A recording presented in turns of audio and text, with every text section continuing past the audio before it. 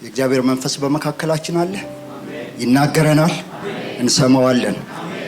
ባለፈው ሳምንት ከፓስተር ቴዲ ጋር ቅድም ርዕሱን ጠይቋችሁ ፓስተር መልሳችኋል። የላቀ አገልግሎት በሚል ርዕስ አይተናል። አንደኛ ቆሮንቶስን ምዕራፍ 3 አይደል ከቁጥር 1 እስከ 15 ድረስ ያለውን ተካፍለን የነበረ ብዙ ሰው ነበረ ወይስ እጁን አለ? ያልነበረ ውጡ ለማለት አይደለም። እንትን ላይ አለ፣ ዩቲዩብ ላይ አለ። መስማት በጣም ይጠቅመናል። ዩቲዩብ ላይ ስላለ የባለፈው ሳምንት አገልግሎት ፌስቡክም ላይ ሊኖር ይችላል እና ብንሰማው እንጠቀማለን። ዛሬም ይሄንኑ ክፍል ነው የምናየው።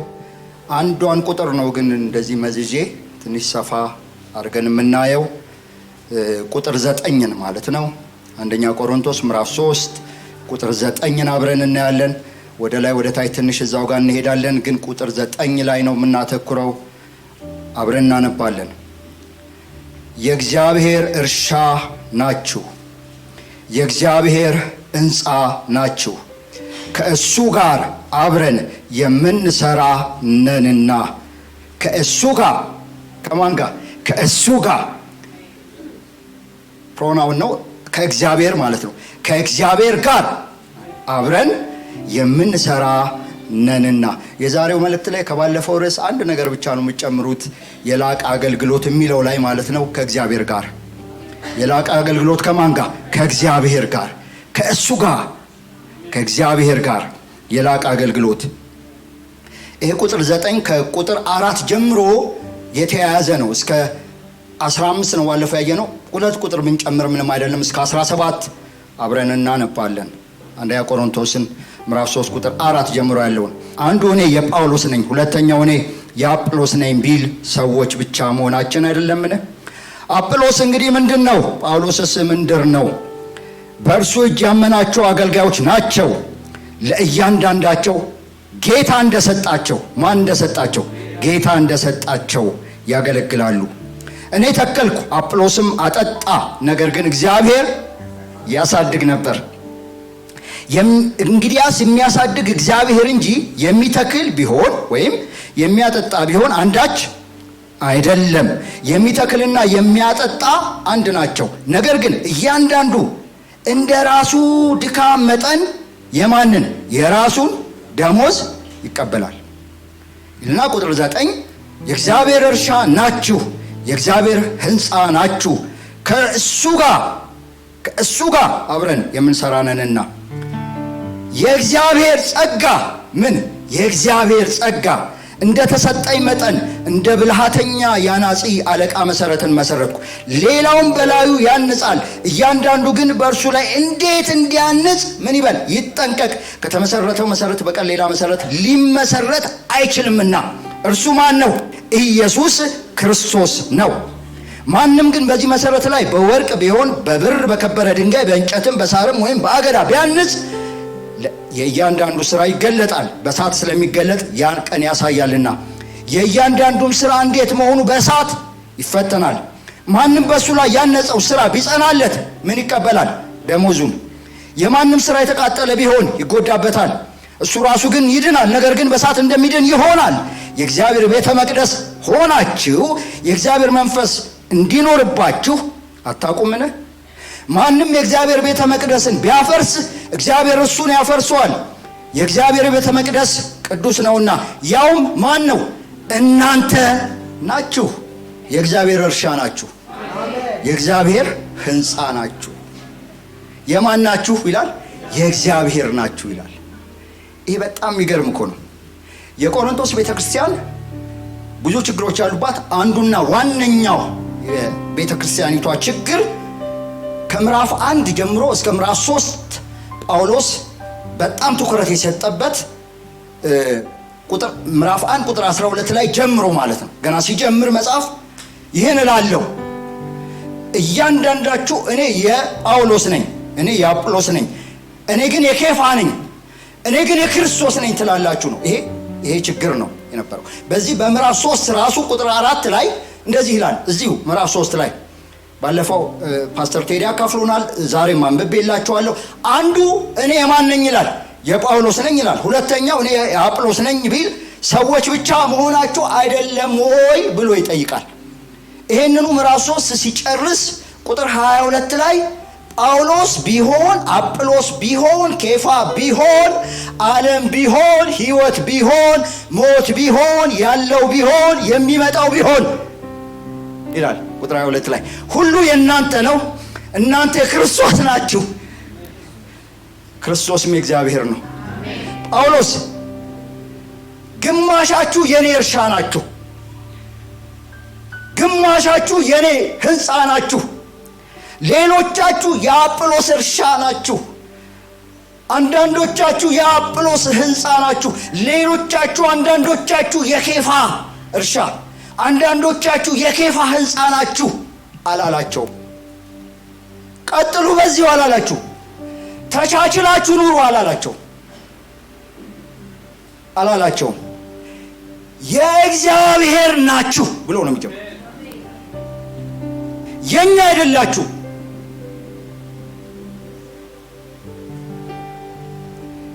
የሚያጠጣውም አይደላችሁም፣ የተከላችሁም አይደላችሁም። የማን ናችሁ? የእግዚአብሔር ናችሁ። ቀላል እንዳይመስላችሁ ይሄ እውቀት። በኢየሱስ ስም ይሄ እውቀት ይግባብን። የእግዚአብሔር ነኝ የሚለው ማለት ነው። ይሄ በጣም ጠንካራ እውቀት ነው። ስር ነቀል ለውጥ በሕይወታችን ያመጣል። የእግዚአብሔር ናችሁ ነው። እስኪ የእግዚአብሔር ነኝ በሉ። አረ ይሄ በጣም ከባድ እውቀት ነው። የእግዚአብሔር ነኝ ይበሉ። ለሚታገላችሁ ንገሩት። በእውነት የእግዚአብሔር ነኝ ይበሉት። ለመሰላችሁ ከእግዚአብሔር ጋር ከማለቱ በፊት የእግዚአብሔር ብሎ ነው የሚጀምረው። ከእግዚአብሔር ጋር የምንሰራ ነን ከማለቱ በፊት አረ የእግዚአብሔር ነን ብሎ ነው። ግዴታ ነው። የእግዚአብሔር ያልሆነ ከእግዚአብሔር ጋር እንዴት ይሰራል? ልድገምላችሁ። ከእግዚአብሔር ጋር ለመስራት የእግዚአብሔር መሆን ግዴታ ነው። ጋር በፊት ይቀድማል። የእግዚአብሔር ይውላችሁ። የእግዚአብሔር መሆን እኮ ውድ ያደርጋል፣ ተፈላጊ ያደርጋል፣ ልዩ ያደርጋል። የማን መሆን? የእግዚአብሔር መሆን። በጣም ብዙ ጴንጤዎች አልገባቸው። የሆነ ቸርች አባል ሊሆን ይመስላቸው፣ የሆነ አገልጋይም የሚከተሉ ሰዎች ሊኖሩ ይችላሉ። የእግዚአብሔር ቃል ግን እንደዚህ ነው የሚለው፣ እናንተ አረ ባለቤት ቀይራችኋል፣ የእግዚአብሔር ሆናችኋል። አሁን ይሄ ክትትል ትምህርት እንዳይመስላችሁ። የእግዚአብሔር ነኝ። ይኸው ውድ የሚያደርገው እሱ ነው ብያቸዋለሁ። ባለፈው ሚካኤል ጆርደን የሚባል ጆርደን ቅርጫት ኳስ ነው የሚጫወተው፣ ባስኬትቦል። አሜሪካ ሀገር ነው የሚኖረው። ሞቶ ከሆነ አላውቅም። አንድ ጊዜ መጨረሻ ጆርደን የለበሰው ማሊያ የቲሸርቱ ማለት ነው የባስኬትቦል፣ እሱ ገበያ ላይ ወጣ በጨረታ። መጨረሻ የለበሰው ቲሸርት እና በ2022 ነው የወጣው። ምን ይላል? ያን ዜና ሳነብ ትንሽ ቆይቷል ካነበብኩኝ፣ $10 ሚሊዮን ተሸጠ ይላል። አስበዋል? በዘንድሮ ምንዛሪ በኢትዮጵያ ብር 1.4 ቢሊዮን ብር ቲሸርቷ ተሸጠች። አንድ ማሊያ መገናኛ ቶሎ በል 150 ብር ተከራክረ ትገዛለህ። ማሊያ ትገዛለህ። መገናኛ ይሄ ይዘው የሚያዞሩት በ100 ብር ተከራክረ ትገዛለህ። ምንድነው ማሊያውን ያስወደደው ነው ጥያቄው። ትንሽ ወርቅ ጣል አርጎበት አይደለም፣ አልማዝ በውስጡ ስለተሰራ አይደለም፣ የጆርዳን ስለሆነ ነው። 1.4 ቢሊዮን ብር አንድ ቲሸርት እንዲሸጥ ውድ ያደረገው ቲሸርቱን ጆርዳን የእኔ ነው ስላለ ነው። ባለቤት አለና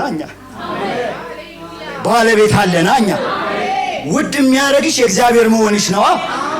እኔን ውድ ያደረገኝ የእግዚአብሔር መሆኔ ነዋ።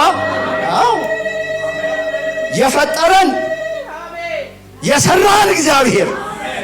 አረ እኛ ደግሞ በጣም ልዩ እኮ ነው። የኛ ደግሞ የፈጠረን ብቻ ሳይሆን የገዛን ዋጋችንን የሰቀለው በደሙ ስለገዛን።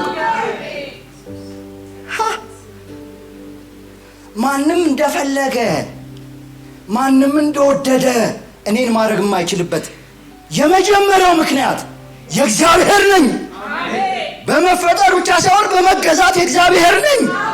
እንዴ የቆሮንቶስ ቤተክርስቲያን ይሄ ነገር ስላልገባቸው ደግሞ ይነግራቸዋል። ታውቃላችሁ ምዕራፍ 6 ላይ ቁጥር 20 ላይ በዋጋ ተገዝታችኋል ይላችኋል። በዋጋ ተገዝታችኋል፣ ለራሳችሁ አይደላችሁም።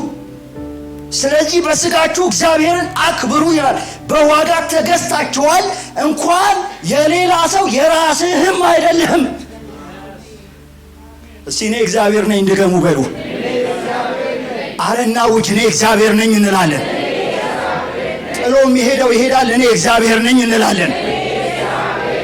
አንተ አንድ ማለ አንድ ቲሸርት ውድ የሆነ ሰውዬ ስለለበሰው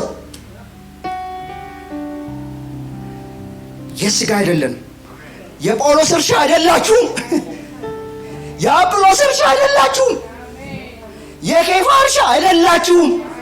እነሱም እርሻ ናቸው። እንደውም የእግዚአብሔር እርሻ ናችሁ አላቸው። የእግዚአብሔር ፓወርፉል ናት። የጳውሎስ ሕንፃ አይደላችሁ፣ የአጵሎስም ሕንፃ አይደላችሁ፣ የኬፋ ሕንፃም አይደላችሁ፣ የእግዚአብሔር ሕንፃ ናችሁ አላ። እንኳን የሱ ሆንኩኛ የሱ የሆነ የሱ በመሆኑ ደስ ያለው በደሙ የተገዛ ክብር ለሱ ይስጥ።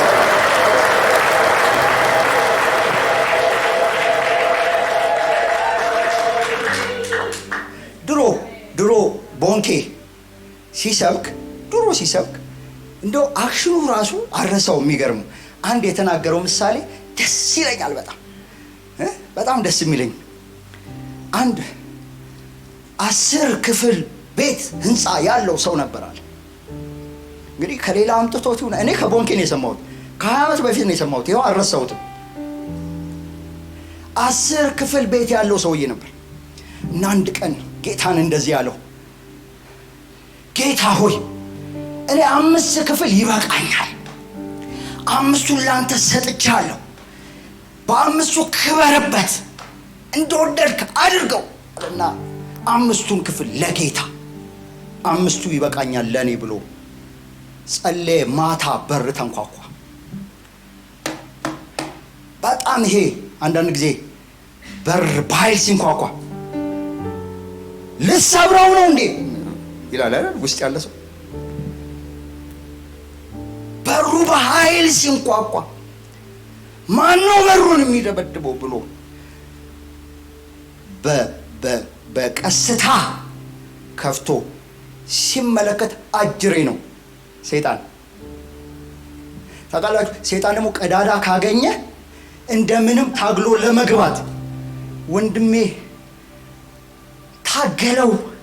ታገለው እንደምንም በሩን ዘጋ። ተመልሶ ቁጭ ብሎ በቃ ፍራስትሬት አረገ።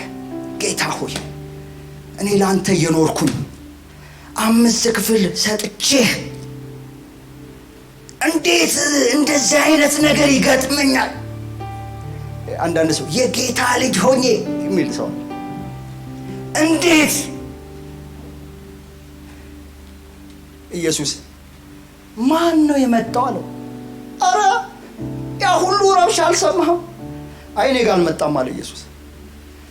እኔ ጋር ረብሻ አልነበረም አለ ነው። እሺ ከሆነ አለው በቃ 8ቱን ውሰድ፣ እኔ እንደውም 2 ይበቃኛል አለ። 8ቱን ሰጠ። ማታ በሰላም ውሎ ጌታን ሲያመልክ ሲያመሰግድ ውሎ በሩ ከትላንትናው በባሰ ሁኔታ ተንኳኳል። ዛሬ ለመክፈት አልሞከረም። አጅሬ እንደሆነ አውቋል፣ ግን መተኛት አልቻለም። በጣም ተረበሸ፣ መሄድ አልቻለም። ይደበድባል፣ በሩን ለመስበር ይታገላል። ጸጥ። በጣም ፍራስትሬት አደረገ። በህይወት አንዳንድ ጊዜ በህይወታችን በጣም በቃ ምንድን ነው የኔ ውጊያ ነው ህይወቴ፣ ሰልፍ ይበዛብኛል የሚል መዝሙር አለ። ሰልፍ የሚለው መዝሙር።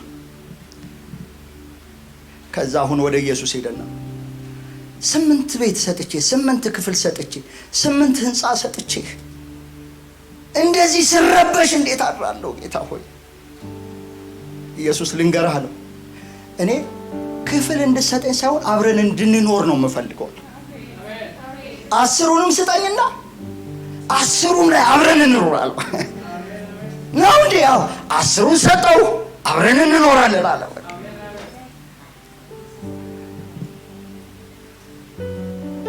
በጣም ሲያመልክ ሲዘምር ውሎ ሲመሽ በር ተንኳኳ።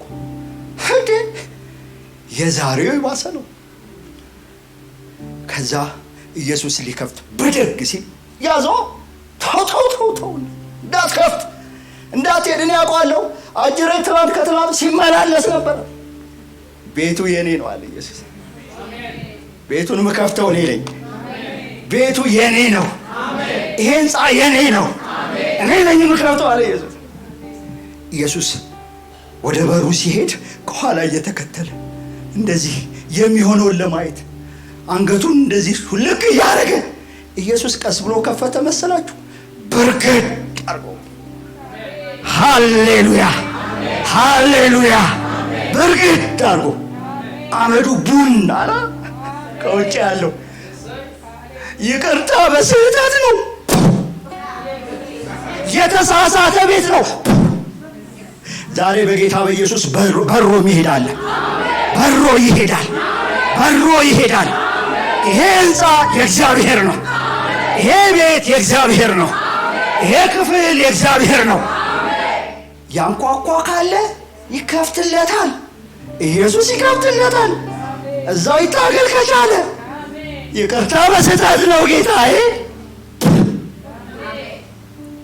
በኢየሱስ ስም በአንዳንድ ትግል ውስጥ ላሉ እህቶችና ወንድሞች እጸልያለሁ። አሁን የጌታ ክብር ይገለጥ። ኢየሱስ ይቅደምላችሁ። እስቲ እኔ የእግዚአብሔር ነኝ፣ እኔ እግዚአብሔር ነኝ። ይኸውላችሁ በስህተት ነው የመጣሁት ብሎ የሚመለስ አለ። እስቲ ይህንን እናውጃለን። እኔ እግዚአብሔር ነኝ፣ የእግዚአብሔር ህንፃ ነኝ። ሃሌሉያ፣ ክብር ይሁንለት። የሚገርመኝ ግን የእሱ አደረገንና መልሶ ደግሞ የእሱ ሰራተኛ አደረገን ይላል መጽሐፍ ቅዱስ። አሁን ያነበብኩላችሁ ቃል የእሱ ህንፃ አድርጎ እየሰራንም ሊሰራብን እኮ የእሱ አድርጎን ከእሱ ጋር ደግሞ እንድንሰራ እኮ የእሱ ያደረገን ሰራተኛ ሊያደርገን ነው። ከእግዚአብሔር ጋር አብረን የምንሰራ የሚለው ሰራተኛ ነን ማለት እኮ ነው ትርጉሙ። ሌላ ምን ትርጉም አለው? የምንሰራ ካለ ሰራተኛ ነን ማለት ነው። አየህ፣ ስራ ፈት ጴንጤ የለማ ነው የሚለው። ሰራተኛ ነን።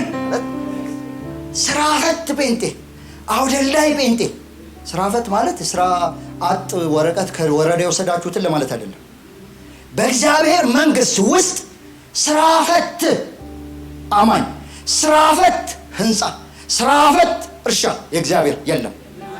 ከእሱ ጋር ምን የምንሰራ ይላል። ልዩነቱ የምንሰራበት የተሰማራንበት የሥራ ድርሻችን ይለያያል። አንዱ አጠጭ ነው፣ አንዱ ተካይ ነው። አሳዳጊ የለም እዚህ። የሚያሳድግ እግዚአብሔር ነው። ግን እያንዳንዳችን ይላል ሰራተኞች ነን። እያንዳንዳችን አንዱ ሊኮተኩት ይችላል፣ ግን ሰራተኛ ነው። ስራ አውጥቶ የተቀመጠ ጴንጤ የለም፣ ወይም መኖር የለበትም። ጡረታውን አስከብሮ የተቀመጠ እኔ እኮ ጥንት አገልግያለሁ ብሎ ማለት ነው። ጡረታ አስከብሮ የተቀመጠ ጴንጤ የለም ወይም መኖር የለበትም። መጽሐፍ ቅዱስ የሚለው እንደዛ ነው። የምንሰራንን ይላላ። የሰራተኛው ባለቤት ነና። አባቴ ይሰራል እኔም ደግሞ እስከዛሬ እሰራለሁ አለ ኢየሱስ። የሱ ያደረገን የሱ ሰራተኛ ያደርገን ዳግመኛ የወለደ ዳግመኛ በሌላ ቋንቋ የፈጠረን ጳውሎስ በሌላ ቦታ ኤፌሶን 2:10 ላይ እንመላለስበት ዘንድ እግዚአብሔር አስቀድሞ ያዘጋጀውን መልካሙን ስራ ለማድረግ ተፈጠርን ይላል። ምን መልካም ስራ ተዘጋጅቶ ከዛ ተወለድክ። ዳግመኛ የሰራን ሊሰራብን የሰራን ለምንድን ነው? ሊሰራብን ነው። የምንሰራው ደግሞ የተያዘ እኮ ነው። የምንሰራው ደግሞ ከማን ጋር ነው? ከራሱ ከእግዚአብሔር ጋር ነው። እንዴ በጣም የሚገርም ቃል እኮ። የእሱ አደረገን፣ ሰራተኛ አደረገን፣ ከእሱ ጋር ሰሪ አደረገን፣ ከእሱ ጋር የምንሰራ። ሀብታም ሰውዬ የምታውቁት ዝም ብላችሁ አስቡት። መጥቶ አንድ ቀን መስራት ፈልጋለሁ ካንተ ጋር እንተዋወቅ ብሎ ቢጨብጥህ ካፒታሉንም የሥራ ማስኬጃውንም እኔ ነኝ የምችለው ቢልህ፣ ካፒታል የሥራ ማስኬጃ እኛ ጸጋ የምንለው ማለት ነው ቢልህ፣ በጣም የምትገርመው ደግሞ በሰራው ደግሞ ደሞዝ ከፍላለሁ ቢልህ፣ ሀብታሙ ሰውዬ እኮ ነው። አገር ይበቃሃል እንዴ? ፌስቡኩ ይበቃሃል እንዴ? ሰልፊ በሰልፊ አታረገውም እንዴ? ቲክቶክ ላይ አትለቀውም እንዴ? የወደፊቱ ሀብታም በሚል ርዕስ ዩቲዩብ አሰራም እንዴ? ሀብታሙ ሰውዬ በደስታ ካሰከረህ፣ ላገኘው ሁሉ ይሄን የምስራች ከተናገርክ፣ ዛሬ እኮ ከሱ ጋር የሚለው ከሱ ጋር የሚለው እሱ እኮ እግዚአብሔር እኮ አንድ የሆነ ሰውዬ አንድ ሀብታም የሚጠፋ ሀብት ያከማች እሱ እኮ አይደለም፣ ሰማይን የሰራ እኮ ነው። ሰማይን የሰራ ነው። ምድርን በቃሉ ያቆመ ነው። እሱ እኮ እሱ ብሩ የሱ ወርቁ የሱ የነገሥታት ንጉሥ የጌቶች ጌታ የሁሉ ጌታ ኢየሱስ ኢየሱስ ከእሱ ጋር የተባለው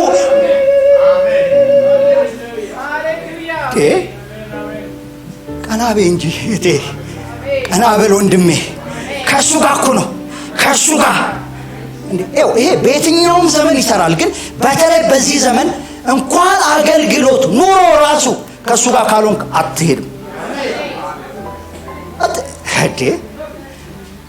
እኔ አሁን ስኖር ከአንተ ጋር ሲጎደል ሲሞላ ከአንተ ጋር ይታለፋል፣ ከአንተ ጋር ይኬዳል፣ ከአንተ ጋር እሻገራለሁ፣ ከአንተ ጋር። እስቲ ከአንተ ጋር በሉ። ምን አይነት ህዝብ ነው እዚህ የተሰበሰበው? የእግዚአብሔር ፓርትነር፣ የእግዚአብሔር አጋር ከአንተ ጋር እንዴ ኑሮ ራሱ። እኔ አሁን ትናንትና ማቴዎስን ነው አይደል ትናንት ያነበብነው ምዕራፍ 11 መጨረሻ ቁጥር 28 ላይ ያለውን ቃል አንብቤ ተነቃቀው። እንደዚህ የሚል ቃል አለ። እኔ ምን ይላል? ቀንበሬ ልዝብ፣ ኢዚ ማለት ነው ልዝብ፣ ሸክሜ አንተ ምንድነው የሚያጨናንቀህ? እኔ ቀንበሬ የሚል ቃል ነው የተጠቀመው ኢየሱስ። ቀንበር ምንድን ነው? የሚጠመድበት ነው አይደል እንዴ? በመካከለኛው ምስራቅ ብቻ ሳይሆን በኢትዮጵያ ዘንድሮ ራሱ በሬ ይጠመዳል። ቀንበር ማለት ለሁለት የምትሸከመው ማለት ነው። ኢየሱስ ቀንበሬ ቀላል ነው ያለው ለምንድን ነው? እሱ ገብቶልሃል እንዴ? ከእሱ ጋር ነው እኮ ኑሮን ተሸክመ የምትሄደው አንተ። ከእሱ ጋር ነው አገልግሎትን ተሸክመ የምትሄደው። እሱ ተሸክሞታል። እሱ ስለተሸከመው ነው የቀለለው እንጂ ነው አውቃለሁ። እንዴ አውቃለሁ። ብዙ ነገር ከባድ ነው ከኢየሱስ ጋር ስለተጠመድኩ። ሃሌሉያ ሃሌሉያ። ቀንበር ያለ ቀላል ነው። ቅልል ብሎ የምትኖረው በምንድን ነው ከተባልክ ቀንበሩ በጋራ ነው፣ ከኢየሱስ ጋር ነው። አይሩም ምን አይነት ኢየሱስ ነው! ምን አይነት ፍቅር ነው! ምን አይነት እንደውም የዋህ ነኝ ብሏል። እውነትም የዋህ ነው። ከኔ ጋር ቀንበር ከተሸከመ የዋህ ነው፣ ትሁት ነው። ትሁት ነኝ ብሏል። ትሁት ነኝ ያለው በዛ ምክንያት ነው። ከኔ ጋር ቀንበር ከተሸከመ በጣም ትሁት ነው። ራሱን አውርዶ የኔ ነገር ከገባው፣ የኔ ነገር ካሳሰበው፣ ከኔ ጋር የመንግስቱን ስራ ለመስራት ከመጣ አረ ቀሎኝ አገለግለዋለሁ፣ ቀሎኝ እኖራለሁ፣ እዘምርለታለሁ፣ አመልከዋለሁ፣ አሸበሽብለታለሁ፣ እሰግድለታለሁ፣ አከብረዋለሁ፣ አመልከዋለሁ፣ እልልልለታለሁ።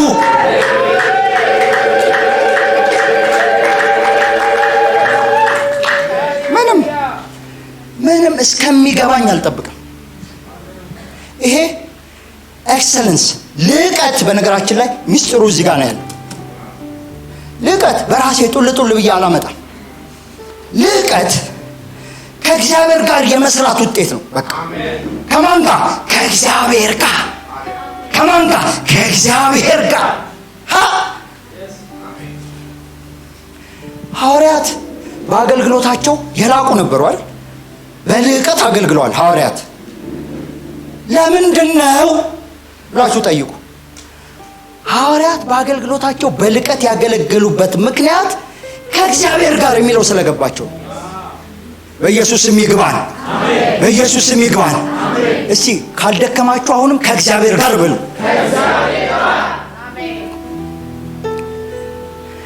ይኸውላችሁ ኢየሱስ ጨርሶ ወደ ሰማይ ሄደ፣ አረገ፣ በአባቱ ቀኝ ተቀመጠ። እነሱን ምን አላቸው? ሂዱ ወንጌልን ለፍጥረት ሁሉ ስበኩ አላቸው። በድግ ብለው ሄዱ ይላል ማርቆስ 16 ቁጥር 20። ዋይ በጣም ነው የምወደው ማርቆስ 16 20ን እያነበብኩ ነቃቃለሁ። ምን ይላል? እነሱም ወጥተው በየስፍራው ሁሉ ሰበኩ ይላል። ጌታም ከእነሱ ጋር ይሰራ ነበር ይላል። ጌታም ከእነሱ ጋር ይሰራ ነበር፣ በሚከተሉት ምልክቶች ቃሉን ያጸና ነበር አይልም። ሄዷል እኮ ብሎ ነው። በአባቱ ቀኝ ተቀምጧል ብሎ ወርዶ ይሰራ ነበር አላለም። ጌታም ከእነሱ ጋር ይሰራ ነበር። ጌታ ካንተ ጋር ይሰራላ። ጌታ ከኔ ጋር ይሰራላ። ጌታ ካንቺ ጋር ይሰራላ። ምንም ስራ ልስራ፣ በእግዚአብሔር መንግስት ውስጥ ልስራ፣ በዚህ ምድር ላይ ምንም ነገር ልስራ፣ ጌታ ከእነሱ ጋር ይሰራ ነበር። ይገርማል እኮ ሄዶ አብሮ የሚሆን እንዴ! ማን ነው ያለው? የትኛው የሃይማኖት መሪ? ጥሩልኝ። አንዳንዱ ነው ወደ ሰማይ አልሄደም፣ እዛው ነው የቀረው። አፈር ተጭኖበት ነው የቀረው። የኛ ጌታ ኢየሱስ በሰማይ ሆኖ በምድር የሚሰራ፣ በዙፋኑ ላይ ተቀምጦ አብሮ የሚሰራ ማን እንደሱ አለ? ደግሞ ማን ይመስለዋል ደግሞ እሱን? እውነትም ትሁት ነው ኢየሱስ። ከነሱ ጋር ይሰራ ነበር። ሂዱ ብሎ አብሮ ወጣየ። አርቆም ይሰራል። እነ ጳውሎስ በጣም ደስ የሚሉን ምን እንዳደረጉ ታውቃላችሁ? የመጀመሪያ ሐዋርያዊ ጉዞ አደረጉና ምዕራፍ 13 ሐዋርያት ሥራ። ከዛ በኋላ ተመለሱ። ወደ ኢየሩሳሌም መጥተው ሪፖርት ለማቅረብ ኢየሩሳሌም ሲደርሱ ደስ የሚለው ምዕራፍ 15 ላይ ቁጥር 4 ላይ ሽማግሌዎችና ሐዋርያት እንኳን ደህና መጣችሁ አሏቸው፣ ተቀበሏቸው ይላል። በቃ ተቃቀፉ፣ ተነፋፍቀው ነበረ። ከዛ በኋላ ሪፖርት ማቅረብ ጀመሩ። እንደዚህ ይላል ምዕራፍ 15 ቁጥር 4 ወደ ኢየሩሳሌም በደረሱ ጊዜ ቤተ ክርስቲያንና ሐዋርያት ሽማግሌዎችም ተቀበሏቸው። ቤተ ክርስቲያን፣ ሐዋርያት፣ ሽማግሌዎች እነሱ ምን አደረጉ? እግዚአብሔር ከእነሱ ጋር ያደረገውን ሁሉ አወሩ። ምን አወሩ? እግዚአብሔር ከእነሱ ጋር። ጳውሎስ እንዴት ከረምክ? የከረምኩት ከእግዚአብሔር ጋር ይህንን ስንሰራ፣ ከእግዚአብሔር ጋር ሲፈወሱ ሰዎች፣ ከእግዚአብሔር ጋር ሰዎች ወንጌልን ሲያምኑ ሲቀበሉ፣ ቤተ ክርስቲያን ስትተከል ከማን ጋር? ከእግዚአብሔር ጋር ሲሰሩ የከረሙትን ሪፖርት አቀረቡ ይላል። ከማን ጋር? ከእግዚአብሔር ጋር። ጳውሎስ ይሄ ስለገባው ከእግዚአብሔር ጋር የምንሰራለን፣ አብረን የምንሰራለን ያለው ከእግዚአብሔር ጋር ያደረገውን ምን አወሩ? ወሬ ካለን፣ ሪፖርት ካለን፣ የምንናገረው ነገር ካለን፣ የኛ ታሪክ የለንም። እግዚአብሔር በእኛ የሰራው ብዙ ታሪክ አለ፣ እናወራለን። ከእግዚአብሔር ጋር ከእግዚአብሔር ከሱ ጋር እግዚአብሔር ከነሱ ጋር ያደረገውን አወሩ። ይሄ ነው የአገልግሎት ልዕቀት ሚስጥሩ። ያው አንዳንድ ሰው እኮ እከሌ የሚባል መስሪያ ቤት ነው የሚሰራው ሲል ደረቱን ንግግር ቶኑ ራሱ ይቀይራል። ከእከሌ ጋር ነው የሚሰራው የሚኒስትሩ እንትን ነኝ ይላል። የኛ ሲዮ እንዲህ ያለ ነው ይላል። ከማን ጋር ነው? አንዳንድ ሰው ስለ ራሱ ከሚናገረው በላይ ስለ መስሪያ ቤቱ ይናገራል። አብሮት ስለሚሰራው ስለ አለቃው ይናገራል። ደስ ይለዋል ሲናገር፣ ይኮራል። አንድ አገልጋይ ባለፈው ሰማው በአይሮፕላን ሲሄድ አለ።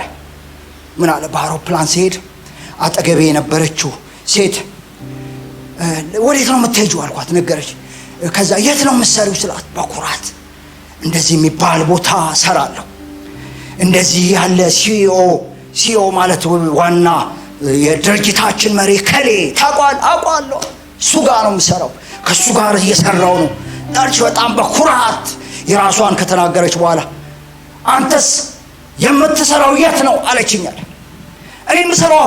እኔ የምሰራው ገርምሻል ዓለም አቀፋዊ መስሪያ ዓለም አቀፋዊ ነው አልኳት።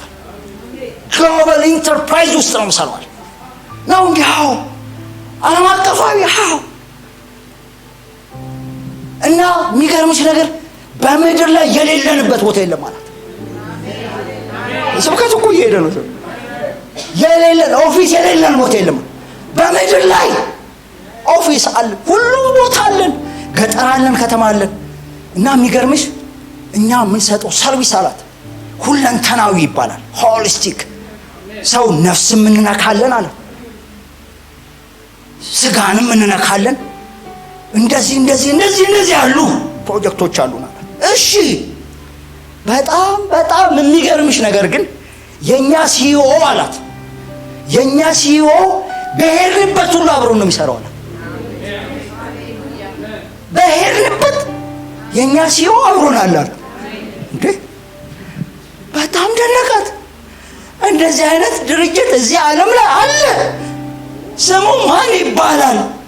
ሲኦዋችሁ ማን ይባላል አለችኛል። ድርጅታችን ነው የእግዚአብሔር መንግስት ይባላል።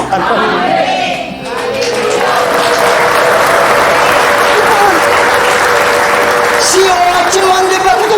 ኢየሱስ ይባላል። ኮራ ብዬ አንዳንድ ጴንጤ እኮ ይሸማቀቃል። ጴንጤ ነኝ ማለት ያሸማቅቀዋል። መጽሐፍ ቅዱስ መያዝ ያሸማቅቀዋል። አንዳንድ ጴንጤ አንተ የእግዚአብሔር መንግስት ሰራተኛ ነው እኮ። እኛ ሲኦዋችን በሄድንበት አብሮ ነዋል። ገጠር ስንሄድ ገጠር ይመጣል፣ ከተማ ስንሄድ ከተማ ይመጣል፣ እሁድ ስንሰበሰብ ይመጣል። ይኸው በመካከላችን አለ። ክብር ይሁንለት ለጌቶች ጌታ፣ ለነገሥታት ንጉሥ፣ ለጌታ ለኢየሱስ።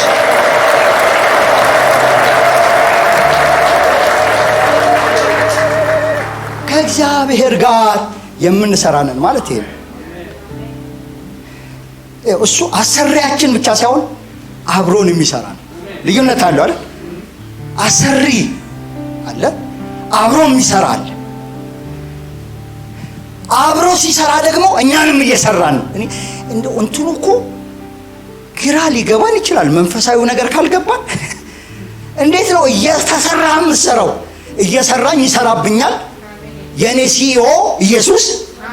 እንዴ ለዛ እኮ ነው እናንተ እና የመስሪያ ቤቱን ስም ይነግረናል። የመስሪያ ቤቱ ስም የግብርናና የኮንስትራክሽን ሚኒስቴር ይባላል ይላል ጳውሎስ። እናንተ የእግዚአብሔር እርሻ ናችሁ። ግብርና ሚኒስቴር እናንተ የእግዚአብሔር ሕንፃ ናችሁ ይላል። ኮንስትራክሽን ሚኒስቴር ማለት የእግዚአብሔር እርሻ ናችሁ፣ የእግዚአብሔር ሕንፃ ናችሁ። ከእሱ ጋር አብረን የምንሰራ ነን እና ቁጥር 5 ጀምሮ እስከ ቁጥር 8 ድረስ በእርሻ ሚኒስቴር ውስጥ ስለሚከናወኑ ስራዎች ይናገራል አይደል? ቁጥር 5 የእግዚአብሔር እርሻ ብሎ ቁጥር 9 ላይ ቢገባም ቁጥር 5 ጀምሮ ማን እንደሚያጠጣ፣ ማን እንደተከለ፣ ማን እንደሚያሳድግ አይደል? እዛ ውስጥ የሥራ መመሪያ ዝርዝሩ እዛ ውስጥ ነው ያለው አይደል እንዴ? ከዛ ደግሞ ኮንስትራክሽንን በተመለከተ ደግሞ ከቁጥር 10 እስከ 17 ድረስ ምን አይነት መመሪያ እንደሚያስተዳድረን በዚህ ውስጥ እንዴት እንደምንኖር ደግሞ ይነግረናል። እንዴት በጣም ውብ መጽሐፍ እኮ ነው ይሄ መጽሐፍ። የተወደደ መጽሐፍ።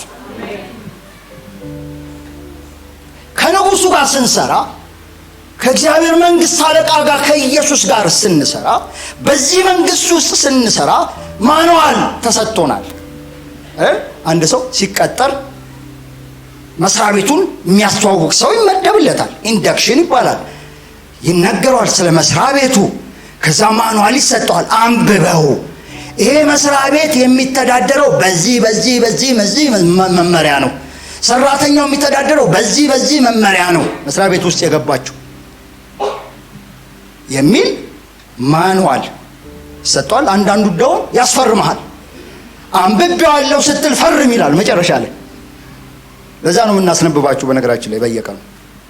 እና በዚህ መንግስት ውስጥ ከንጉሱ ጋር ስንሰራ 3 መመሪያዎች፣ 3 በማኑዋል ውስጥ የተገለጹ ወሳኝ ነገሮች አሉ። እነሱን ነው ዛሬ የምነግራችሁ። እነዚህ 3 ነገሮች፣ 3 መመሪያዎች፣ አንደኛ ጸጋ ይባላል። አንደኛ ጸጋ፣ በዚህ ከቁጥር 5 ጀምሮ ባለው ክፍል ውስጥ የምናገኘው ማለት ነው። አንደኛ ጸጋ ይባላል። ሁለተኛ ጥንቃቄ ይባላል። 3ኛ ደሞዝ ይባላል። እያንዳንዳቸው ቻፕተር አላቸው። የመጀመሪያው ምንድን ነው? ጸጋ። ሁለተኛው ጥንቃቄ፣ 3ኛው ደሞዝ። ጸጋ ቁጥር 5 ላይ እንደዚህ ይላል። ግብርናውን በተመለከተ አጵሎስ እንግዲህ ምንድን ነው? ጳውሎስስ ምንድን ነው? በሱ እጅ ያመናችሁ አገልጋዮች ናችሁ። በእነሱ እጅ ለእያንዳንዳቸውም ጌታ እንደሰጣቸው ያገለግላሉ። እንዴት ያገለግላሉ? እስኪ ጌታ እንደሰጣቸው በሉ። እስኪ ጌታ እንደሰጣቸው በሉ። ከእሱ ጋር ስንሰራ እቺ ቁልፍ ነገር ናት። ጌታ እንደሰጣቸው፣ እርሻው ላይ የተሰማሩት ጌታ እንደሰጣቸው። ኮንስትራክሽንም ላይ ብትሰማራ ቁጥር 10 እንደዚህ ይላል፣ የእግዚአብሔር ጸጋ እንደተሰጠኝ መጠን። እዛ ጌታ እንደሰጣቸው ስለሚል ምን እንደሰጣቸው ኮንስትራክሽን ሚኒስቴር ስንሄድ ነው የምናገኘው። ማንዋሉን ምን ይላል? የእግዚአብሔር ጸጋ እንደተሰጠኝ መጠን እንደ ብልሃተኛ የአናጺ አለቃ መሰረትን መሰረቱ ይላል። ከሱ ጋር ምሰራ ነኝ ስል ማወቅ የሚገባኝ የመጀመሪያው ነገር አብሮ መስራት ከሱ ጋር ጸጋ መሆኑን ነው። ጸጋ ነው። ጸጋ ማለት ነፃ ስጦታ፣ ያልተከፈለበት፣ ያልተደከመበት ከሱ የሆነ ነፃ ስጦታ። አንዳንድ መስሪያ ቤት የትምህርት ደረጃ ይሄን ያለው ለመቅጠር የሥራ ልምድም ይሄን ያለው ሰው እንፈልጋለን ይላል።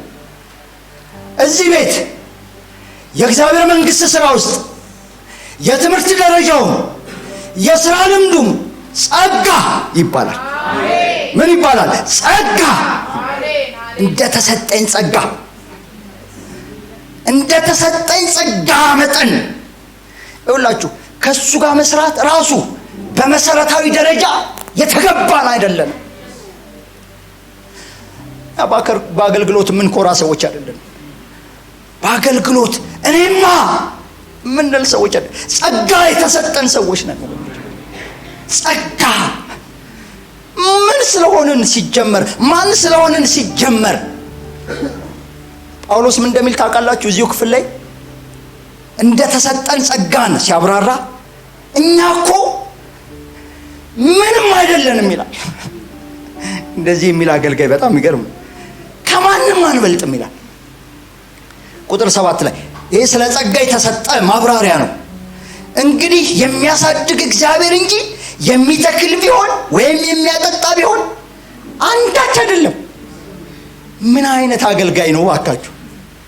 ስሙን አስገብቶ አንዳች አይደለውም የሚል አንዳች አይደለም። ቁጥር 8 ላይ የሚተክልና የሚያጠጣ ስንት ናቸው? አንድ ናቸው። መበላለጥ የለም። በእርግጥ ጳውሎስ ቆሮንቶስ ቤተክርስቲያንን ፕላንት አድርጓል። የሚተክል የሚለው ለዛ ነው። ወይም መሰረት የጣልኩት እኔ ነኝ ማለት ሐዋርያት ሥራ ምዕራፍ 18 ላይ ጳውሎስ ሄዶ ፕላንት አድርጓል ወይም ደግሞ መሰረት መስርቷል። ኢየሱስን ሰብኳል። ቤተክርስቲያን መትከል እንላለን እኮ እኛም። ቤተክርስቲያኒቷን የተከለው ጳውሎስ ነው። ጳውሎስ ተክሎ ከሄደ በኋላ አጵሎስ የሚባል ሰውዬ ደህንነት ትምህርት እያስተማረ ደቀ መዝሙር እያስተማረ አገልግሎት እያስተማረ ሲያጠጣ ከርሟል። ይሄ ሁሉ ሆኖ አታክልቱ ካላደገ ኪሳራ ነው። የሚያሳድግ ግን እግዚአብሔር ነው። አሜን። እኛ ያለ ጸጋው ምንም ቁጥር 5ማ በጣም ይገርማል። አጵሎስ እንግዲህ ምንድነው ይላል። ራሱንም እኮ ነው። ጳውሎስ ምንድነው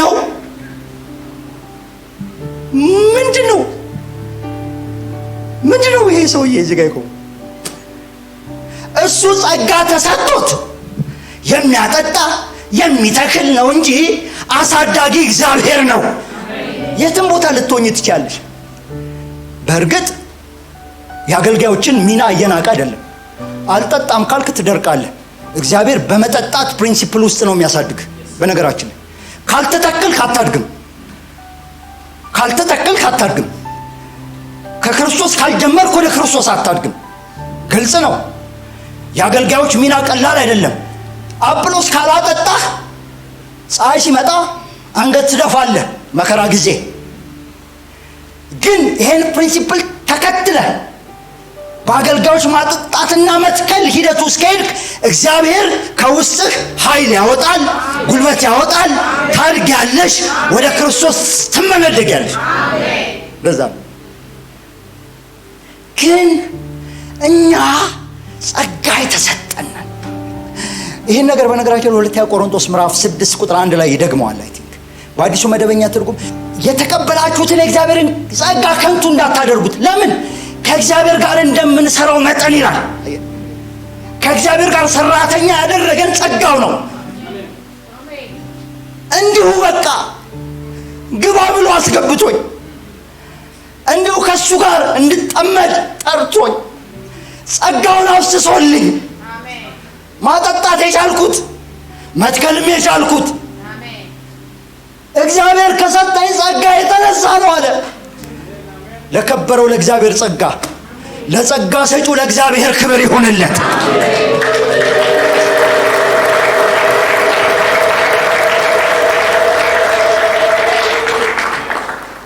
ልምከራችሁ፣ ድግፍ በሉ ጸጋው ላይ። ኑሮ ቢሆን አገልግሎት ቢሆን ጸጋው ላይ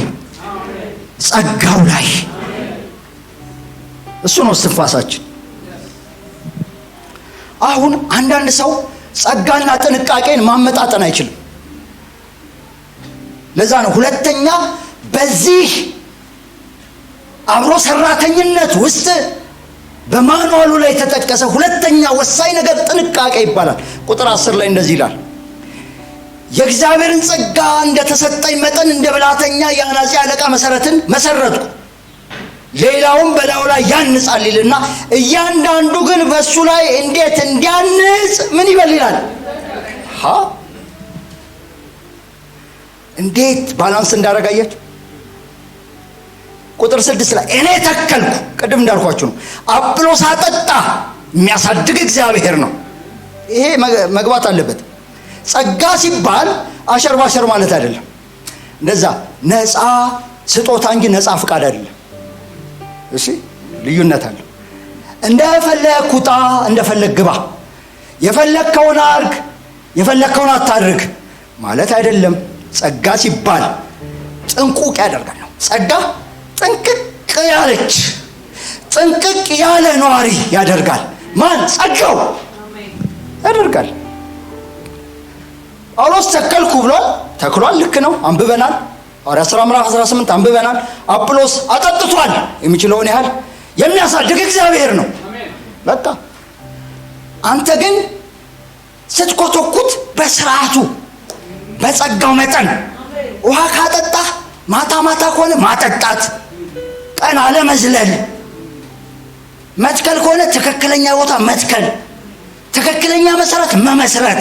ጳውሎስ እንዳደረገው ኢየሱስ ነው አለ። በቃ እሱ እና ጥንቃቄ ይላል። ጥንቃቄ በሁለት ነገር ላይ ጥንቃቄ ያድርግ። በዚህ መንግስት ውስጥ ሰራተኛ ሆኖ የገባ በዚህ ማኑዋል የሚተዳደር ማንም ሰው፣ ጸጋን የተቀበለ ማንም ሰው ቅድም ምዕራፍ 6 ቁጥር 1 ላይ ሁለተኛ ቆሮንቶስ እንዳነበበው ከንቱ ሆኖ እንዳይቀር ከተፈለገ በሁለት ነገሮች ላይ ጥንቃቄ ሊያደርግ ይገባዋል አለ ጳውሎስ። በምንና በምን? አንደኛ ሌላ መሰረት እንዳይመሰርት። ሁለት ነገር ነው። ሌላ መሰረት፣ ይሄ አደገኛ ነው። ሌላ መሰረት ከተመሰረተው በቀር ማንም ሌላ መሰረት ቁጥር 11 ሊመሰርት አይችልም አለና መሰረቱስ ኢየሱስ ክርስቶስ። ስብከት ቢሆን ወገኖቼ፣ ዝማሬ ቢሆን፣ ዲያቆንነት ቢሆን፣ አሁን እዚህ የምናያቸው ነው መጠራላችሁ፣ ሌሎችም አሉ። ሚዲያ ቢሆን፣ ፕሮግራም መምራት ቢሆን፣ ኳየር ቢሆን፣ ጸሎት ቢሆን፣ ኢየሱስ ከሌለ መሰረቱ ኢየሱስን ማዕከል ያደረገ ከተመሰረተው በቀር። ምክንያቱም ጳውሎስ መጥቶ የመሰረተው ምንን ነው? ኢየሱስን ነው የነገራቸው። ኢየሱስ ነው ያላቸው። በቃ በቀጥታ ነው ኢየሱስ። ክብር ለሱ ይሁን። መሰረቱ በቃ ወንጌል ከመሰከረን ኢየሱስ፣ ሌላ ዜና የለንም ወገኖች። እዚህ ቆመን የምንሰብክ ከሆነ ኢየሱስ ነው እንዴ? እናንተ ወደ ኢየሱስ እንድታድጉ ነው። መሰረቱን ሳንለቅ የኛ መሰረት የሆነ የሃይማኖት ድርጅት አይደለም። በነገራችን አይደለም። የሃይማኖት ድርጅት ያስፈልገን ፍቃድ አውጥተን እንድንሰባሰብ ነው። መሰረታችን የተመሰረትንበት ኢየሱስ ክርስቶስ ነው። ሕያው ድንጋይ የማዕዘን ራስ ኢየሱስ ነው። ከሱ ውጪ መዝሙር አይጣማችሁ፣ ስብከትም አይጣማችሁ፣ እኔም ብሰብክ አይጣማችሁ። ጳውሎስ እንደውም የተረገመ ይሁን ብሏል። አልፎ ከመጣም አልፎ ማለት ነው። ከተመሰረተው በቀር አለ ኢየሱስ ብቻ፣ ኢየሱስ ብቻ።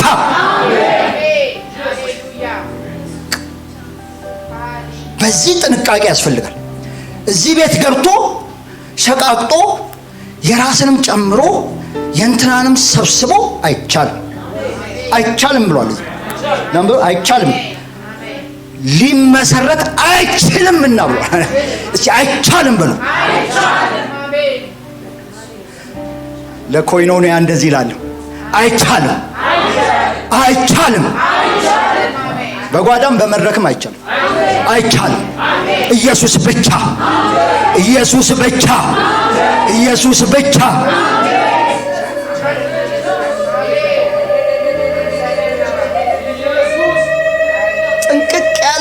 ጥንቅቅ ያለ መመሪያ ነው የሰጠን። ሌላስ ጥንቃቄ፣ ሁለተኛው ጥንቃቄ መሰረቱን የሚመጥን የግንባታ ዕቃ የመጠቀም ጥንቃቄ። ኢየሱስ ብቻ ልክ ነው። እሱንስ የሚመጥን የግንባታ አብርሽ የህንፃ ባለሙያ ስለሆነ ማለት ነው። ዝም ብለህ አሪፍ መሰረት መስርተህ እላዩ ላይ ጎጆ ቤት ጣል ታደርጋለህ እንዴ? አይሆን፣ አይመጥንም። ይሆናል እንዴ? ሳር በሳር እንደው አድርገው ስንት ሜትር ቆፍረህ ስንት ኢንቨስት፣ እንደውም የመሰረት ኢንቨስትመንት ይበልጣል ይላሉ። እኔ አላውቅም፣ በጣም ይበልጣል። አይታይም እንጂ ይበልጣል። አይ ግን ደግሞ መሰረቱን ወደ መታየት የሚያመጣውን ስራ ቀጥለ በመሰራ የማጠጣት ስራ ያለው ማለት ነው። በግብርና ሚኒስቴር የማጠጣት ስራ የተባለውን ስትሰራ ግን ዝም ብለህ አምጥተህ ምን በመሰለ መሰረት ላይ አገዳ ብታቆም እንደው ይቀበልሃል እንደ እንትኑ? ማንም ግን ይላል ቁጥር 12 ላይ ጥንቃቄ 2 በዚህ መሰረት ላይ በወርቅ ቢሆን በብር በከበረ ድንጋይም በእንጨትም በሳርም ወይም በአገዳ ቢያንጽ ለእያንዳንዱ ስራ ይገለጣል ይላል። ምክንያቱም ይሄ ህንፃ በነገራችን ላይ ህንፃ ሲባል እንትን ሴንቸሪ ሞል ምናምን አይደለም ትዝ የሚላችሁ አይደል? ህንፃ ሲባል ቁጥር 17 ላይ የተጻፈው ነው። ቁጥር 17 ላይ ማንም የእግዚአብሔርን ቤተ መቅደስ ቢያፈርስ እግዚአብሔር እሱን ያፈርሰዋል። ይሄ ሌላ ታሪክ ነው። ያ ስህተት አስተማሪ ነው እሱ የሚያፈርሰው ማለት ነው። ለምን? የእግዚአብሔር ቤተ መቅደስ ቅዱስ ነውና ባለመቀደስ ስለሚያፈርሰው ማለት ነው። ስህተት አስተማሪ ይልና ያውም እናንተ ናችሁ፣ የእግዚአብሔር ህንፃ ናችሁ ይልና ያውም እናንተ ናችሁ የሚለው ቤተ መቅደስ። አሁን ቤተ መቅደሱን ማፍረስ ሌላ ታሪክ ነው፣ ስህተት ሌላ ታሪክ ነው። ግን ደግሞ ባሸር ባለፈው ፓስተር ቴዲ በደንብ ስላስተማረ እኔ ወደዚህ ብዙ አልገባም። ግን ቤተ መቅደስ እያሰበ ነው የሚጽፈው ሰውየው እና ምንድን ነው የሚለው? አረ የብሉይ ኪዳን ቤተ መቅደስ በሳር አልተሰራም። እግዚአብሔር የብሉይ ኪዳኑን ቤተ መቅደስ እንኳን ሲሰራ የከበረ ድንጋይ አስመጥቶ በወርቅ የተለበጠ አድርጎ ነው የሰራው። ያ እንኳን የሚፈርሰው ናቡከደነፆር ያፈረሰው ድንጋይ ያ እንኳን በከበረ ድንጋይ ነው የተሰራው። ይሄኛው ቤተ መቅደስ አንድ ስፍራ ሕያው ቤተ መቅደስ ይለዋል። ተንቀሳቃሽ ቤተ መቅደስ፣ የእግዚአብሔር እስትንፋስ ያለበት ቤተ መቅደስ፣ ዳግም የተወለደው ቤተ መቅደስ እናንተ ናችሁ፣ እኔ ነኝ። ደስ አይልም? የእግዚአብሔር ማደሪያ ናችሁ። እና ሳር፣ አገዳ፣ እንጨት ባለፈው ፓስተር ቴዲ ብሏል፣ በቀላሉ ይገኛል፣ ጊዜ አይፈጅም፣ ሰብሰብ ነው የሚለው። የዛኑ ያህል ደግሞ አይሰነብትም። ለመገኘት እንደቀለለው ለመሄድም ይቀላል። እሳት ካገኘውማ ይኸው ጳውሎስ ነግሮናል፣ ይገልጠዋል። አለው ብሎ ደረቱን ነፍቶ ያደርገዋል። እሳቱ መጥቶ ወርቅ፣ ብር፣ የከበረ ድንጋይ አረ ቆፍረህ ነው። ባለፈው እስቲ ወርቅ ለማግኘት ምንድን ነው የሚደረገው ብዬ ማንበብ መጀመር ማመን አትችሉም። 2 ሲኖትራክ ጭነህ ሄደህ 1 ግራም ወርቅ ልታወጣ ትችላለህ ይላል። ቆፍረ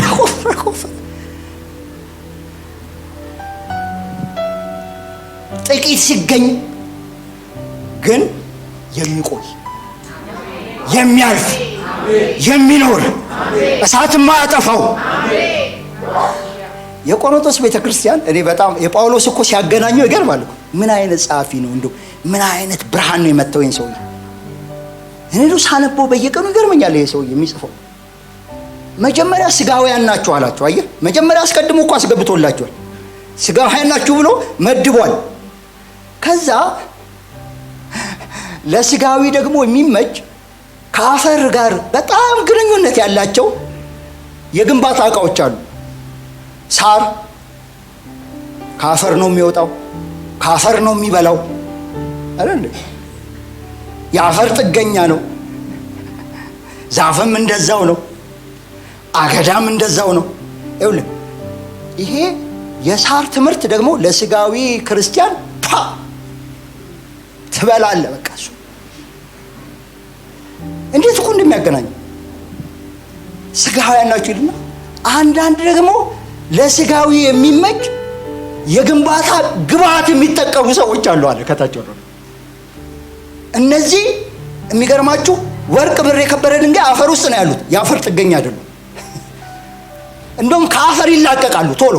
የአፈር ስል ስጋ ብላችሁ ተኩት እና እነ ወርቅ እንደውም ክብራቸው የሚወጣው ከአፈር ሲላቀቁ። በጌታ በኢየሱስ ስም በጌታ በኢየሱስ ስም ከስጋዊነት የሚያላቅቅ ትምህርት ይምጣልን። አንዳንድ ሰዎች አለ ጳውሎስ አንድ ጊዜ ጆሮአቸውን የሚያከላቸውን ይፈልጋሉ አለ። ታውቃለህ ጆሮን ሲበላ ጆሮህን የሚያክምልህ ሳይሆን ጆሮህን የሚያክልህ ከፈለግ እየታከክ ነው የምትቀጥለው።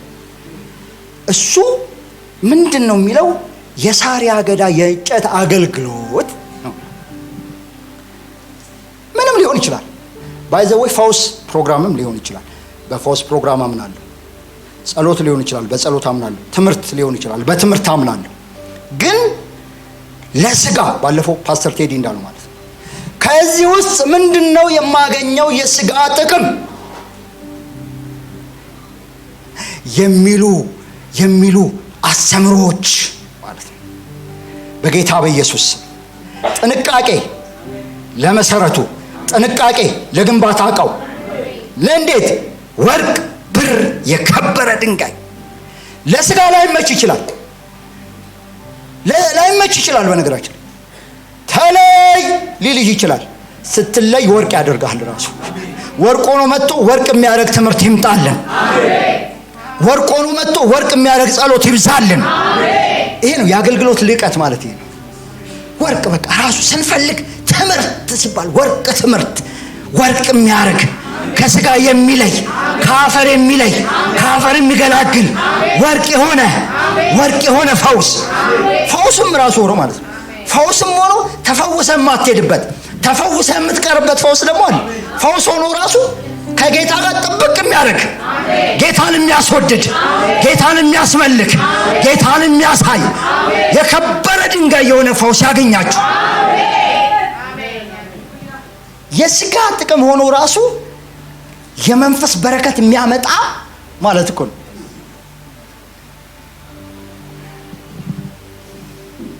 ስለዚህ አይመጥንም ኢየሱስን ገለባ፣ ሳር፣ አገዳ፣ ባህር ዛፍ አይመጥነው።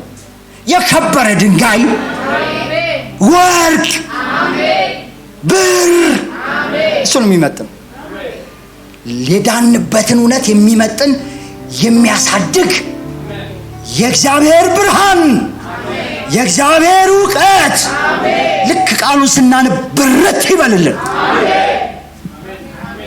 እኔ በጣም እየተነቃቀው ነው ከእግዚአብሔር ጋር በሚለው በጣም እየተነቃቀው ያው ከእግዚአብሔር ጋር እንዴት ነው መስራት ያለብኝ ያልኩ በጥንቃቄ መጽሐፍ ቅዱስ እያጠናሁ። ሶስተኛና የመጨረሻውን ልንገራችሁ። ሶስተኛው በዚህ መመሪያ ውስጥ የምናገኘው ደሞዝ። አሁን ጥንቃቄ ላይ የተኮሳተረ ደሞዝ ላይ ይስቃል። ጸጋና ደሞዝን እንዴት እንደሚያመጣጥን አያችሁ። እኔ እኮ ምን አይነት የሰውዬ እንደው በኖረኛ ቸርች ደሞዝ አለ እንደምን ታውቃለህ? ለግብርና ሚኒስቴር ለእርሻ እንትን ሲናገር ምን ይላል? ቁጥር 8 ላይ የሚተክልና የሚያጠጣ አንድ ናቸው፣ ነገር ግን እያንዳንዱ እንደራሱ ድካም መጠን የራሱን ደሞዝ ይቀበላል። የሌላ ሰው ደሞዝ ፈርሞ መቀበል አይቻልም ይላል። እያንዳንዱ እንደ ድካሙ የራሱ ደሞዝ ይቀበላል። አብረህ ፓርትነር አድርገህ ደሞዝም ከፍለህ ጸጋም አብዝተህ ይሆናል እንዴ? ይሆናል። ቁጥር 14 እንደዚህ ይላል። ለህንፃው ደግሞ ሲናገር ማንም በሱ ላይ ያነጸው ስራ ቢጸናለት ደሞዙን ይቀበላል። ባለፈው ፓስተር ቴዲ ሲናገር ነበር። የማፈር አገልግሎት አለ። ልክ ያ እሳት አደጋ ተነስቶ ራቁቱን ተኝቶ ሮጦ ሲወጣ ከእሳት አምልጧል። ምኑን ከምኑ ያደርገዋል? የማፈር አለ። የደሞዝ ደሞ አለ አይደል? ያ የማፈር ያለ ደሞዝ መቅረት ነው። ያው የማፈር ደሞዙ ዝም ብሎ መጅረት አድርጎ አይደለም የሚከፍለው። ጸጋ መጅረት አድርጎ ሰጥቶ ሊሆን ይችላል አይደል? ደሞዝ ግን መጅረት አድርጎ ሳይሆን ሁለት ነገር ይታያል ይላል። ሁለት ነገር ይታያል። አንደኛ ትጋት ይታያል ይላል። አሁን እቺ የክርስትና ትምህርት በጣም ታስፈልገናለች። ትጋት ይላል። ይሄ አሁን እየተጋችሁ ድክም የሚላችሁ ሰዎች ዛሬ ትበረታላችሁ። ድክም በቃ ምንድን ነው ግን ይሄ ነገር ግን አይገፋ ደሞዝ ትቀበያለሽ፣ ችግር የለም። እየታሰበልሽ ነው። ምን ይላል እንዴ? ላንብበው እንጂ ላንብበው፣ ከላይ ነው ያለው። እያንዳንዱ እንደራሱ ድካም መጠን ማለት በትጋት ማለት ነው። ድካም መጠን ማለት በህይወቴ ደክም ያለው የሚለው ድካም አይደለም፣ በትጋት ይቆጥራል። የኛ ጌታ ኢየሱስ ይቆጥራል።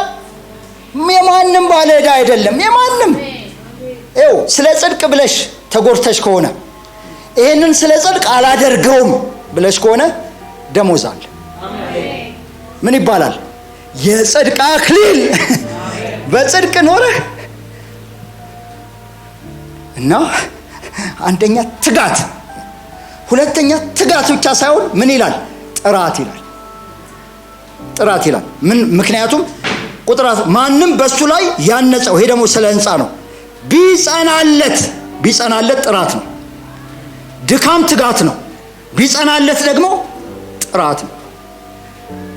ሁለቱ ደሞዝ አላቸው። የአገልግሎት ልቀት ሁለት ነገሮች የያዘ ነው፣ ትጋትና ጥራት።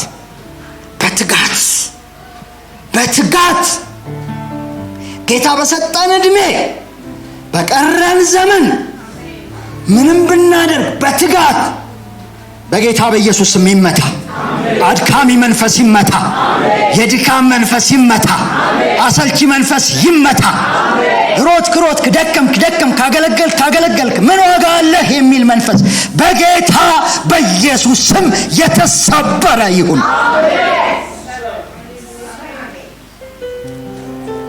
በትጋት በቃ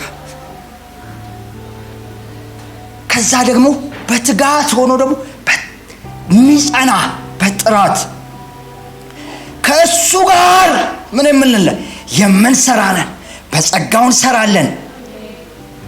ጥንቁቅ የሚያደርግ ጸጋ ነው የተቀበልነው፣ ደሞዝ እንቀበላለን። ጌታ ይክበርልና። ደስ አይልም? እንደው በብላሽ ብሸኘን ራሱ ይበቃናል። በነገራችን ግን ደሞዝ አዘጋጀልን፣ ይከፍለናል። የእረኞች አለቃ ኢየሱስ ይመጣል፣ በክብር ይመጣል። የዛኔ ደሞዝ እየቆጠረ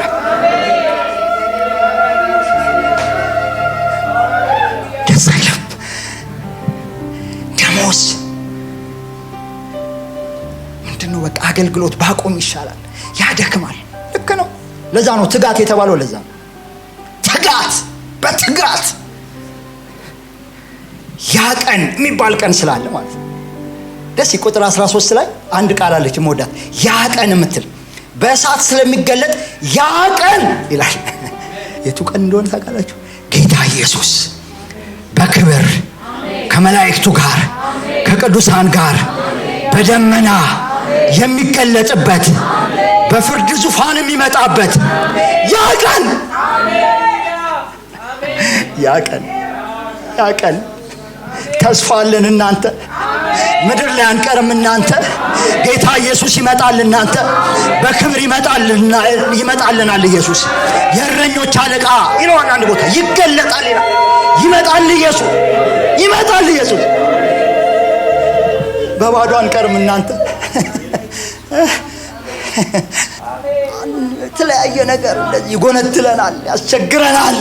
አንድ ቀን ኢየሱስ ደሞዛችንን ይዞ በነገራችን ላይ የማንም ባለዕዳ አይደለም፣ የማንም ባለዕዳ አይደለም። በቤቱ የደከምክበትን ስለ ጽድቅ የኖርክበትን እያንዳንዱን ነገር ቆጥሮ ነው ተሳስቦ ይከፍላል፣ ይከፍልሻል። እንደዛ እኮ ነው ይቀበላል ይላል። ይሄው እኔ እኮ መጽሐፍ ቅዱስ ነው የማነበው። ደሞዙን ይቀበላል እኮ ነው፣ ደሞዙን ይቀበላል። ሁለት ጊዜ የራሱን ደሞዝ ይቀበላል። የራስህን ትቀበላለህ፣ የራስሽን ትቀበላለሽ። ሰዎች ንቃውሽ ሊሆን ይችላል፣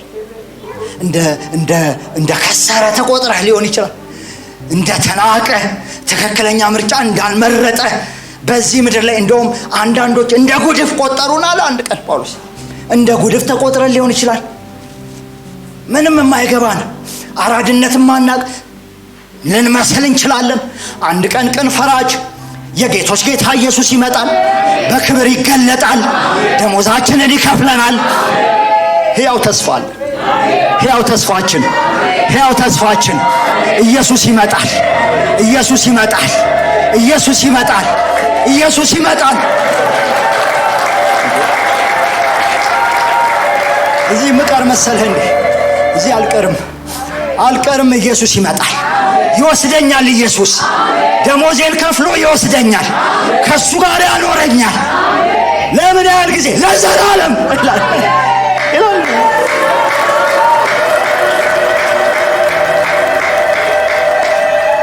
እና በቤቱ ስናገለግል ስንኖር፣ ስንወጣ ስንወርድ፣ በዚህ ዓለም በጣም ብዙ ቻሌንጆች ውስጥ ስንገባ ይህንን ሁልጊዜ እናስባለን። እኔ ምንም ብቻዬን ሆኜም የምዘለው በዚህ ነው። ይመጣልኛል፣ ተወኝ እባክህ፣ ዞር በል እባክህ፣ ላገልግልበት እባክህ፣ ልጸልይበት እባክህ፣ ይህንን የምወደውን ቃል ላንብበው፣ በቃ ዘር በልልኝ፣ ድካም ዘር በል። ኢየሱስ ይመጣል፣ ኢየሱስ ይመጣል፣ በክብር ይመጣል፣ ሊወስደኝ ይመጣል፣ ሊገላግለኝ ይመጣል። ኢየሱስ ይመጣል፣ ኢየሱስ ይመጣል። በዚያ ሐዘን የለም፣ በዚያ ለቅሶ የለም፣ በዚያ ጩኸት የለም፣ በዚያ ሞት የለም፣ በዚያ መቅደስ የለም። ኢየሱስ ይመጣል፣ ደሞዜን ይከፍለኛል። እንደዚህ እያለን እንኖራለን እስኪመጣ። ሰይጣን ተስፋ ቁረጥ፣ ድካም ተስፋ ቁረጥ፣ ከሳሼ ተስፋ ቁረጥ፣ ጌታ ኢየሱስ ይመጣልኛል።